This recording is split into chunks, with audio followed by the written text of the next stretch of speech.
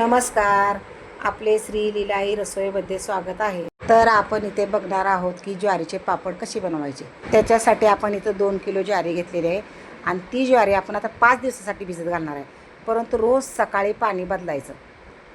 असं 5 दिवस पाणी बदला. 5व्या दिवशी 2-3 पाण्याने धुवून ज्वारी आपण काढून घेऊन नितळाय ठेवायची आणि नितळल्यानंतर 2 ते 3 तास फॅन खाली सावलीला सुकवायची आणि ती ज्वारी सुकल्या का नाही आपल्या हाताने दाबून बघायची.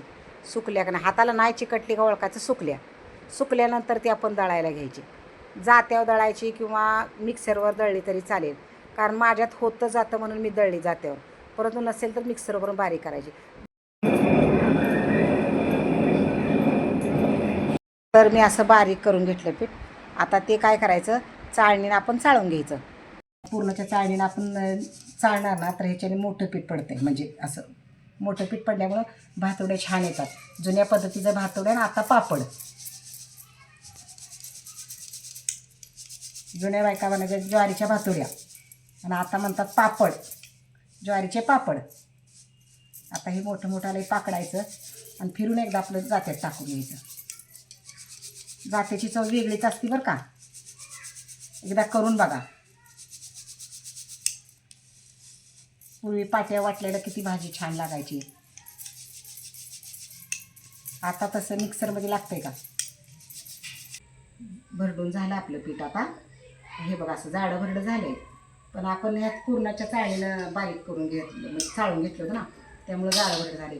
पूर्वी लोकांना तेल भेटत नसायचं, मग पूर्वीची लोक कशी करायची की जाडं भरडंच करायची, कारण त्यांना आराव भाजून खायचं असायचं. त्यामुळं जाडं भरडं, मी पण जाडं भरडंच केलं होतं. आणि कारण का तर छान होतात भातुड्या पण. आणि हेच हा कोंडा किती निघाला आहे बघा. हा कोंडा 2 किलो ज्वारी होती, इतका कोंडा निघाला. कोंडा पण मी टाकून नाही देणार. आता ह्याचे पण पापड करणार. जिरं शिवाय झालं तर लसूण, तांबडं तिखट घालून पापड करणार. खूप छान लागतात कोंड्याचे पापड.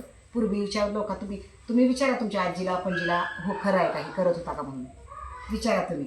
आणि नक्कीच तुम्ही घरातल्या आजी पणजी कोण असं तिला व्हिडिओ दाखवा, ती हो म्हणणार. असं जात्यावर दळायच्या आता केलं असं. आणि जाड पीठ कोणाच्या घरात आजी पणजी असेल तर नक्कीच त्यांना दाखवा आणि विचारा, खूप चवीला लागायचे. आता आपण हे ज्वारीचं पीठ चाळून घेतलं, भिजवून ठेवूया. आता सकाळ आपण ह्याचं पापड बनवायचे.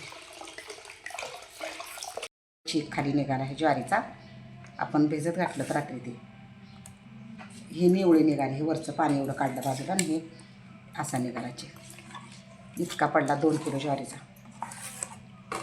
आता आपण चला पापड करूया.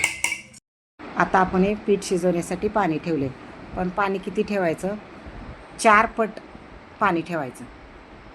एक पातेलं जर चिक असेल त्याच पातेलीने 4 पातेले पाणी टाकायचं.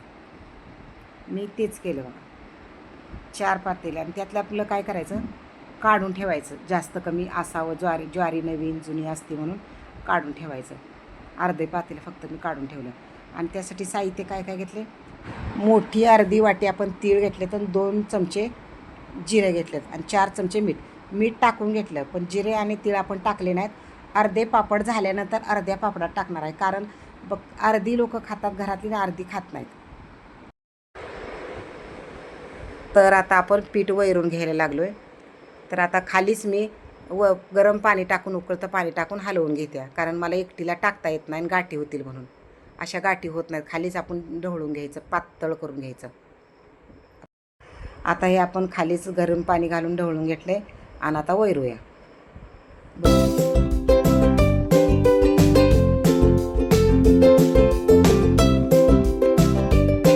आता आपण हे पीठ झाकून ठेवूया, वाफ जाते म्हणून. असं कपडा लावून 10 मिनटासाठी असंच झाकून ठेवूया. 10 मिनटं झाली. आता आपण पापड घालूया. आता हे पीठ कसं शिजलं ओळखायचं, तार तुटते बघा. बघा कशी तार तुटते. तार तुटली का ओळखायचं पीठ शिजलं. आणि आपण जे पाणी ठेवलं तर बाजूला, ते पण ह्याच्यात ओतून घेतलं. बरोबर 4 पट पाणी घालायचं. अजिबात पातळ होत नाही, घट्ट होत नाही, बरोबर पीठ शिजतं. फक्त 4, लक्षात एकच ठेवा, 4 पट पाणी घालायचं. एक पातेलं जर असेल तर 4 पट पाणी घालायचं.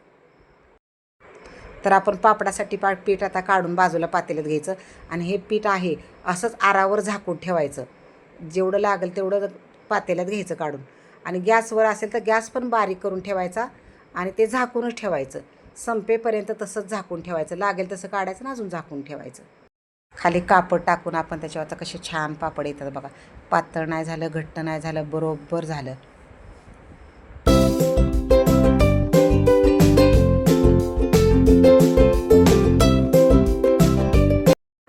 अर्ध्या पापडात आपण तीळ टाकले, जिरे टाकले आणि अर्ध्या पापडात आपण टाकलेच नाही, खाली मीठच टाकलं. कारण अर्ध्या लोकांना घरात तिळाची जिराची आवडतात आणि अर्ध्यांना तिळाची जिराची अजिबात आवडत नाहीत.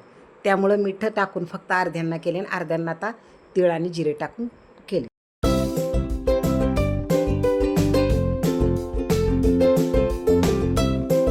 हे बघा, अजिबात पीठ चिकटलं नाही, करपलं नाही, काय नाही, सगळं पीठ निघालं. आता मुलांना खरवड खायची म्हटलं तर खाली नाही.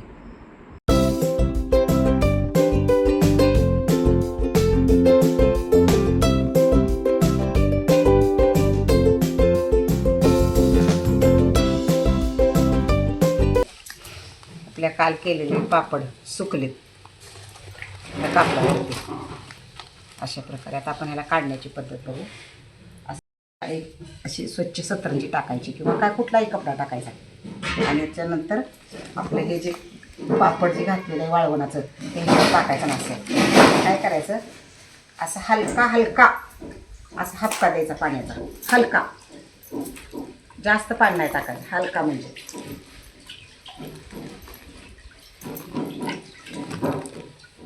एकदम हलका द्यायचा. ही जुनी पद्धत आहे. पूर्वी आपल्या आजी पणजी करताना तुम्ही बघितलंच असेल सर्वांनी.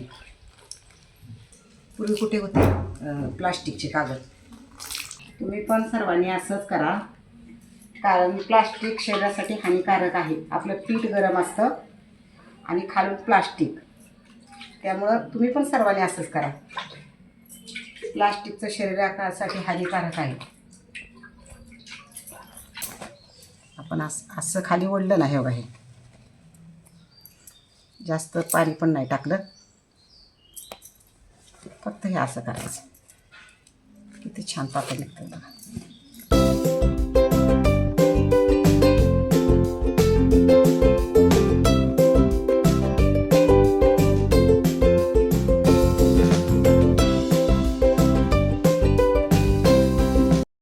ज्या साईडनं घातले ते ना खालच्या बाजूला साईडला अशा वाकडे झाले, तर ते होऊ नये म्हणून ह्या बाजूने आपण काढले ना, ही वरची बाजू आहे घालताना पापड, वरची बाजू आहे आणि ही खालची बाजू आहे. तर त्याच साईडनं घालायचा असा, नाही तर मग हे असे गोळा होतात. हे बघा, असं असा गोळा होऊ नये म्हणून हे असेच घालायचे पापड. हे बघा,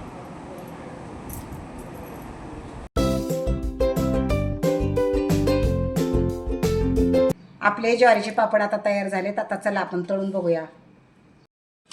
अशा न तळता, तिळाच्या आणि जिऱ्याच्या अशा न तळता कोरड्या पण खूप छान लागतात. करून खाऊन बघा.